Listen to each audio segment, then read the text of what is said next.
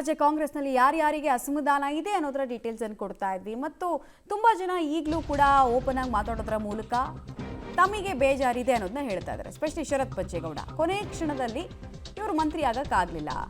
ಭಾನುವಾರ ರಾತ್ರಿವರೆಗೂ ಇವರ ಹೆಸರು ಪಟ್ಟಿಯಲ್ಲಿ ಇತ್ತು ಅಂತ ಹೇಳಲಾಗುತ್ತೆ.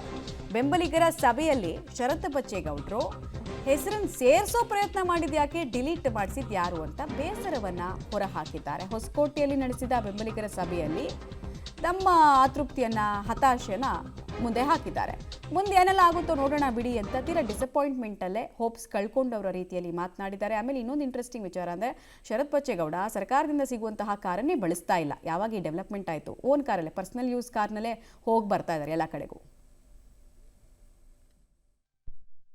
ಸತ್ಯ ನಾವೆಲ್ಲ ಕೂಡ ಪ್ರಯತ್ನ ಮಾಡಿದ್ವಿ. ಪ್ರಯತ್ನ ಒಂದೇ ಅಲ್ಲ, ಪ್ರಾರ್ಥನೆ ಪ್ರಯತ್ನ ಎರಡೂ ಕೂಡ ಮಾಡಿದ್ವಿ. ಶುಭಗಳಿಗೆ ಒಂದು ಕೊರತೆ ಆಯಿತು. ಈ ಭಾಗ ಏನು ನಮ್ಮ ಕೋಲಾರ, ಚಿಕ್ಕಬಳ್ಳಾಪುರ, ಗ್ರಾಮಾಂತರ, ಬೆಂಗಳೂರು ನಗರದ ಕೆಲವು ಭಾಗಗಳೇನು ಮರಸನಾಡಿನ ಭಾಗಗಳಿವೆ, ಈ ಭಾಗಗಳಿಂದ ಪ್ರಾತಿನಿಧ್ಯ ಸಿಗ್ಬೋದು ಅನ್ನೋಂಥ ಒಂದು ಉದ್ದೇಶದಿಂದ ನಾವು ಕೂಡ ಪ್ರಯತ್ನ ಎಲ್ಲ ಕೂಡ ಮಾಡಿದ್ದೀವಿ. ಆದರೆ ಇವತ್ತು ಅವಕಾಶ ಎಲ್ಲೋ ಕೈಗೆ ಸಿಕ್ಕಿಲ್ಲ. ಆದರೆ ಅಸಮಾಧಾನ ಇಲ್ಲ, ಬೇಸರ ಮನುಷ್ಯ ನಾನು ಇದ್ದೇ ಇರುತ್ತೆ. ಕಾಲ ತಸ್ಮೇನ ಮುಂದಕ್ಕೆ ಹೋಗ್ತಾ ಹೋಗ್ತಾ ಹೋಗ್ತಾ ಎಲ್ಲ ಸರೋಗುತ್ತೆ.